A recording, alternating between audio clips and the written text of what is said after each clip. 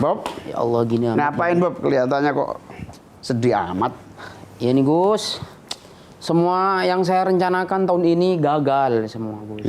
Pertama saya punya target tesis minimal bab 1 bulan ini selesai. Nggak selesai. Tahun kemarin saya tes ASN, nggak lolos. Padahal saya sudah belajar, sudah berdoa, tahajud, nggak lolos. Sampai kadang saya menyalahkan, mungkin saya nggak punya orang dalam.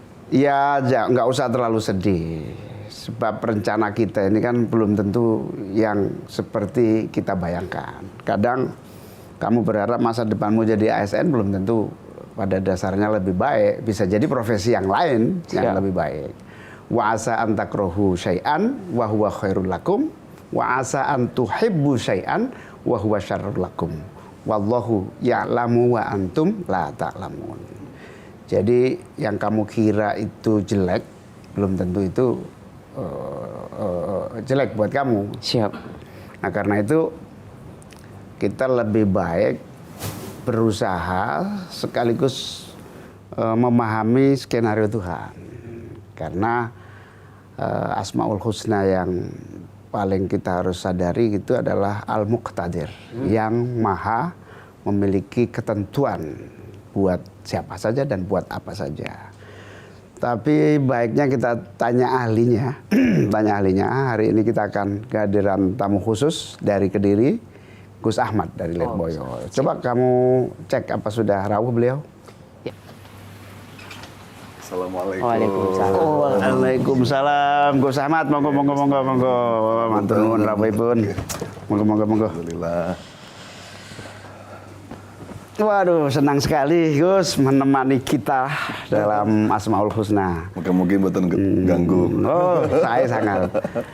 Hari ini kita diskusi tadi soal nasib dan takdir kita. Tapi sebelum kita lanjut, kita sapa dulu pemirsa Gus. Assalamualaikum warahmatullahi wabarakatuh. Para pemirsa Metro TV, kembali bersama saya Muhaimin Iskandar dan Bobby dalam Asmaul Husna, insya Allah berkah. Jadi kita sampai pembahasan Asma Allah Al-Muqtadir. Al-Muqtadir. Yang maha menentukan, yang maha berkuasa, menetapkan, yang maha berkuasa. Makna sesungguhnya kayak apa Gus? Monggo. Oke. Ngapunten saat ini, ya mohon maaf Gus Muhaimin kali Mas Bobby.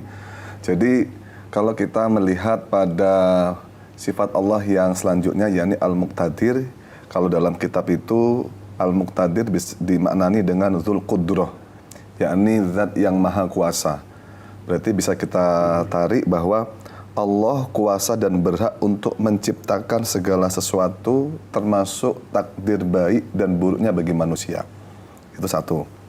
Maka kalau melihat sisi dari manusianya dengan sifat Allah yang tadi, yang Muqtadir itu tadi, maka berarti manusia itu wajib untuk mengimani semua takdir atau ketentuan dari Allah, baik itu buruk maupun baiknya. Itu adalah sifat Muqtadir dari sisi manusianya. Karena memang takdir manusia itu berbeda-beda. Ketentuan dan kebiasaan manusia itu juga sawang sinawang. Nah ini, maka kita harus rela dan ridho terhadap ketentuan tersebut. Bagaimana hubungannya dengan takdir dan usaha, Gus? Ya, jadi kalau kita berbicara dengan masalah takdir, takdir itu ada dua. Sebenarnya kalau beberapa definisi banyak ya, ada yang mengatakan 4 dari sudut pandang yang lain. Cuma yang lebih umum yang sering kita dengar itu ada 2. Ada takdir mubrom yang bermakna itu final, alias berarti takdir yang sudah final, tidak ada perubahan dalam takdir tersebut dan tidak ada campur tangan manusia di dalam takdir tersebut. Napa mawon itu apa saja?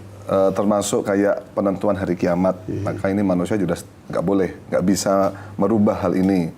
Jodoh termasuk ya. Termasuk ya.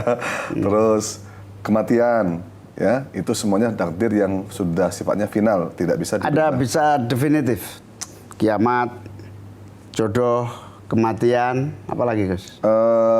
Mungkin kayak rezeki juga sama, Rizki. itu termasuk mubrom. Nah yang mubrom ini supaya diketahui, sehingga tugas kita cuma usaha kan? Nggih, cuma cari jodoh gitu misalnya usaha, nggih, tetap usaha kan. Usaha. Yang jelas itu sudah ditentukan sama Allah dari zaman azali sudah. Oke, takdir yang kedua? Yang kedua adalah mu'alak. Nah, ini mu'alak ini agak sedikit longgar, alias manusia bisa ikut berkontribusi terhadap takdir itu. Tergantung dia mau berusaha atau tidak. Seperti halnya contoh soal masalah prestasi. Kalau dia mau belajar, berarti nanti sukses. Mau mempeng itu apa ya? Bersungguh-sungguh. Kalau dalam di dunia pesantren bersungguh-sungguh, berusaha, nanti akan sukses. Ketika nggak mau berusaha, ya nanti akan apa adanya. Ya itu yang menjadi ketentuan dia kalau nggak mau bersungguh-sungguh. Jadi yang final sejak awal sudah ada kepahaman ya bahwa tugas kita mencari takdir itu. Ji. Dan kalau sesuai usaha, maka yang jelas usaha manusia itu pasti akan dilihat sama Allah. Ya, pasti akan dilihat sama Allah. Bahkan usaha manusia itu akan dibalas juga oleh Allah. Ya, makanya meskipun tidak seperti yang kita bayangkan. Bahkan ada sebuah, kalau di tradisi pesantren ada istilahnya al-ajru biqadri ta'ab. Kalau dia memang mau berusaha semaksimal mungkin, berusaha sekuat mungkin, kesulitannya yang dihadapi itu nanti akan mempengaruhi terhadap pahala. Semakin keras usahanya, semakin besar pahalanya. Semakin tidak ada usaha, ya semakin tidak ada pahala. Kalau nggak mau berusaha. Nonton. Menarik sekali, dan pemirsa tetaplah bersama Asmaul Husna, insya Allah berkah.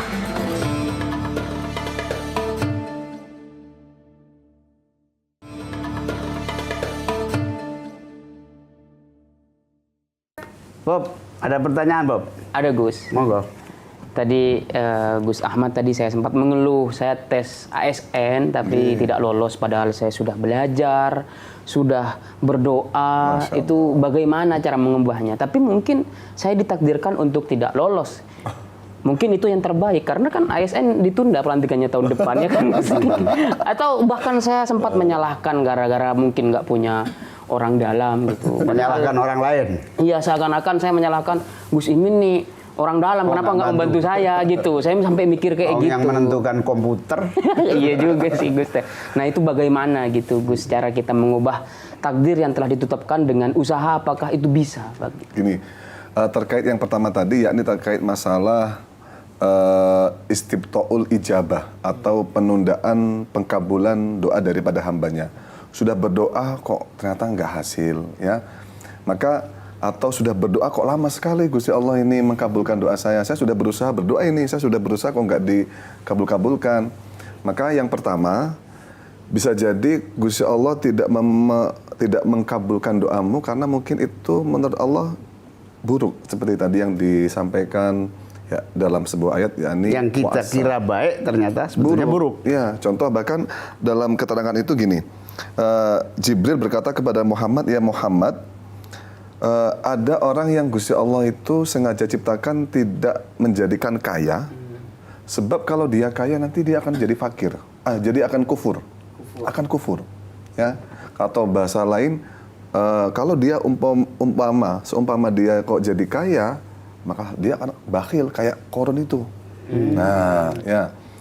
Atau ada orang yang ditakdirkan sama Allah, dia sudah berusaha pengen dapat suami yang tampan, ya. Ya, suami yang tampan, ternyata Allah mentakdirkan nggak terlalu tampan biasa. Mungkin kalau sama dikasih suami yang tampan, dia akan sombong sama teman-temannya. Sombong masuk nerakanya gitu. Itu. Jadi itu representasi dari wallahu ya'lamu wa antum la ta'lamun. Allah yang lebih mengerti terkait kebutuhan kamu. Nah, itu satu. Yang kedua, kita sudah berusaha kok Allah nggak segera mengkabulkan. Itu bagaimana? Itu namanya istibtaul ijabah. Nah, ada sebuah keterangan istibtaul ijabah. Apa itu? Menundanya, atau kalau bahasa leletnya, lelet itu apa ya? Nggak segera diijabahi. Dikabulkan. Nggak segera diijabahi. Termasuk dari makalahnya Syekh Mutawalli Asy'arawi, ulama Mesir, beliau juga mengungkapkan bahwa Allah itu suka sama hambanya untuk selalu menyebutkan namanya, atau suka terhadap rintihan hambanya menyebutkan namanya, seperti ya Allah, ya Rabbi, ya. Karena senangnya Allah sama hambanya, akhirnya Allah, saya pengen terus dekat sama hambanya, saya pengen terus mendengar suara hamba saya. Kalau analoginya semacam ini, ketika kita mendengarkan pengamen, suaranya bagus.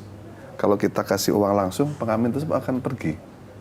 Tapi yang kita pengen mendengarkan terus suaranya, mungkin 1 lagu, 2 lagu, akhirnya apa? Nggak dikasih sama kita uangnya. Ya, akhirnya dikasihnya kalau sudah 3 lagu baru dikasih. Nah itu hanya analogi yang semacam itu kayak itu. Nah, dan di sisi lain ada sebuah hadis dari Imam Bukhari yang mengatakan wa may yuridillahu bi khairan yusib minhu. Memang sengaja Allah itu menghendaki kebaikan kepada hambanya, maka hambanya dikasih musibah sehingga hambanya akan terus berdoa, terus meminta, berusaha. Karena jarak terdekat seorang hamba sama Allah itu ketika hambanya diberi musibah. Iya benar. Karena kalau nggak diberi musibah, nggak diberi rezeki yang seret, dia akan nggak gampang sholat duha, nggak baca waqiah. Tapi kalau lagi seret rezekinya, sholat duhanya lancar, baca waqiahnya. Saya itu. Bahkan ada tips ini dari Kanjeng Nabi Muhammad SAW. Dari Ibnu Abbas, beliau mengatakan kepada Rasulullah, tolong doakan supaya Allah itu mengkabulkan doa-doa saya. Kalau kamu yang berdoakan lebih cepat diijabahi. Itu ada tawaran semacam itu kepada Rasulullah. Akhirnya Rasulullah memberikan tips kepada Sa'ad bin Abi Waqqas ya. Beliau mengatakan, ya Sa'ad, atib mat'amaka takun mustajabat doa. Ya, takun mustajabat dakwah. Nah, makanlah makanan yang baik. Kalau makan itu yang baik, yang halal.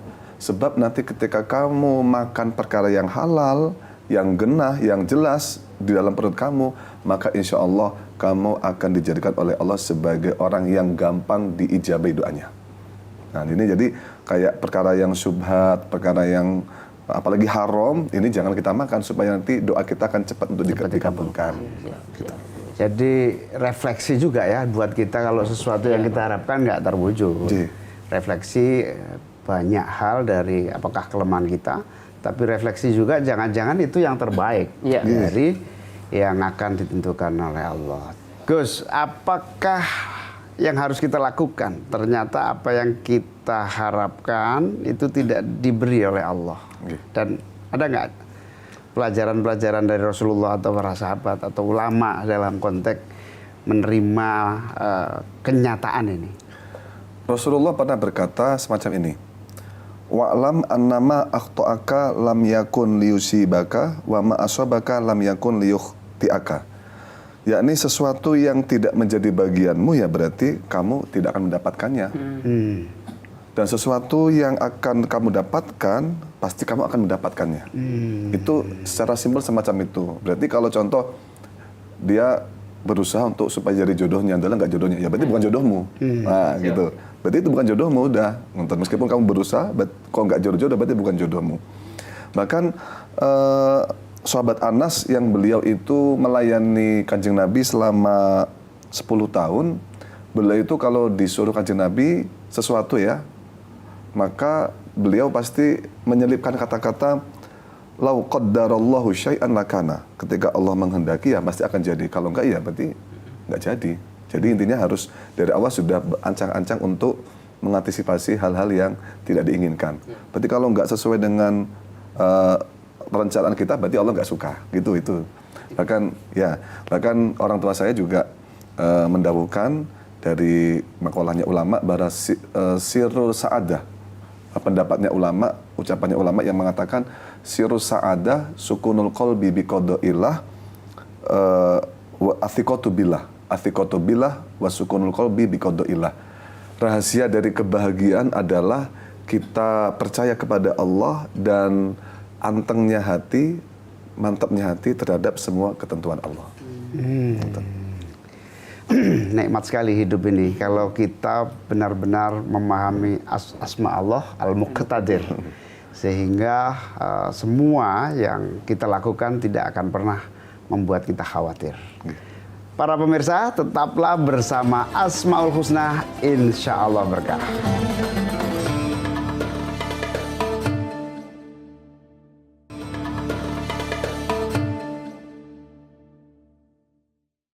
Para pemirsa Metro TV, kembali bersama saya dan Bobby didampingi Gus Ahmad dalam Asmaul Husna, insya Allah berkah. Gus, apa makna kesimpulan yang bisa kita jadikan pegangan dalam Asma Allah Al-Muqtadir ini? Karena tadi kita giringnya kepada masalah takdir. Kadang kita ini sebagai manusia itu terlalu terlalu pasrah dan tidak mau ada usaha sama sekali dalam diri kita. Contoh, ada orang ditakdirkan jelek. Wes saya memang takdirnya jelek, ya udah jelek aja. Akhirnya nggak mau berusaha untuk menjadi lebih baik. Atau ada orang dia seorang pencuri. Oh, tadi saya pencuri kok. Ya udah, saya nggak usah bertobat. Saya mungkin ditakdirkan Allah menjadi pencuri, ya pencuri aja. Kalau takdirnya kalah terus gimana, Gus? Nah, mungkin gini. Saya kan ditakdirkan Menko, ya. No comment. Ayo lanjut. Nah, maka perlu ada sebuah kalam hikmah dari ulama yang mengatakan mata al-insanu ala ma ya'ishu. Yang mana manusia itu akan dimatikan oleh Allah tergantung kebiasaan selama hidupnya. Kalau ini adalah sebagai bentuk motivasi supaya kita ini juga ada usaha untuk merubah kondisi, merubah posisi gitu ya. Contoh, orang yang kebiasaannya sedekah maka nanti sama Allah akan dimatikan dalam keadaan dia nanti orang yang bersedekah. Atau kebalikannya, orang yang kebiasaannya dia itu kok tukang nyolong, maling ya. Mungkin nanti ketika mati ya dalam keadaan maling, na'udzubillah min dzalik. Nah, ada sebuah cerita fakta, mungkin ini karena saya yang di lingkungan kami ada alumni Lirboyo, kiai juga termasuk alumni sepuh. Beliau namanya Kiai Haji Azizi Hasbullah, yang mana beliau mendedikasikan diri hidupnya untuk bahsul masail. Nah, jadi sampai sepuh pun beliau selalu kalau ada undangan bahsul masail di Lirboyo selalu hadir, nggak menyempatkan. Bahkan beliau sering mengatakan yang butuh Lirboyo itu kita, bukan Lirboyo butuh kita. Nah, ketika itu beliau menghadiri acara bahsul masail di daerah Kerawang dan takdir Allah beliau meninggal dalam perjalanan untuk menghadiri bahsul masail. Berarti inilah sesuai gambaran dari makalah ulama tadi akan dimatikan manusia sesuai dengan kebiasaan selama hidupnya. Nah, maka oleh karena itu ketika ada sebuah takdir yang tidak kita sukai, mensikapi takdir yang kita tidak sukai, maka kewajiban manusia adalah satu, harus husnudzon kepada Allah. Husnudzon atau berprasangka baik atau berprasangka sebenarnya Allah itu hikmahnya apa sih di balik Allah mentakdirkan saya semacam ini. Ini adalah tugas manusia, kewajiban manusia terhadap takdir Allah. Itu. Iya, jadi nikmatnya kita berislam, nikmatnya kita memahami Asmaul Husna itu, tugas kita adalah terus berikhtiar, berusaha sak mentok-mentoknya. Kemudian meraih apa yang menjadi target kita. Tapi kita juga harus paham betul Allah sudah memberikan satu skenario sendiri. Karena beliau Al-Muqtadir, yang maha berkuasa menentukan. Mungkin saja Allah juga akan berkuasa menjadikan orang mungkin semut akan dijadikan sama Allah menjadi seekor gajah juga mampu. Gitu. Jadi dalam artian tidak ada yang tidak mungkin bagi Allah. Tidak ada yang tidak mungkin bagi Allah. Untuk merubah takdir pun bisa. Untuk merubah takdir pun bisa.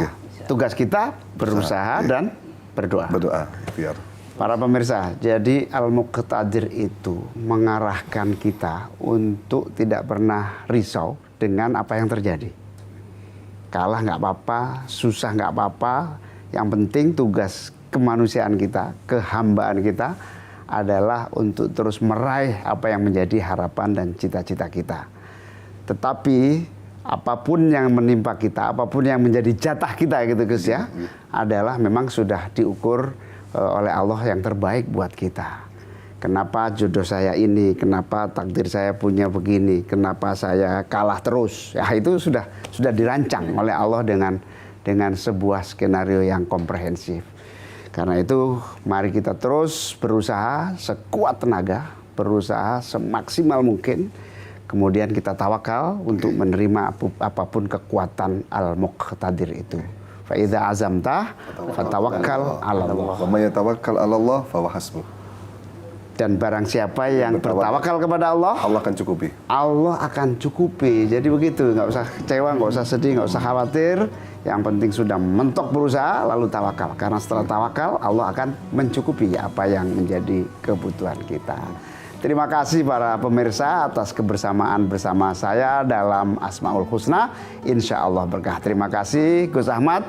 Moga-moga ilmu yang diberikan kepada kita semua berkah buat kita semua dan Gus Ahmad. Amin. Assalamualaikum warahmatullahi wabarakatuh. Waalaikumsalam.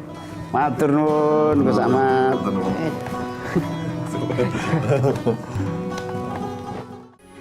Metro TV. Jelajahi cara baru mendapatkan informasi. Download Metro TV Extend sekarang.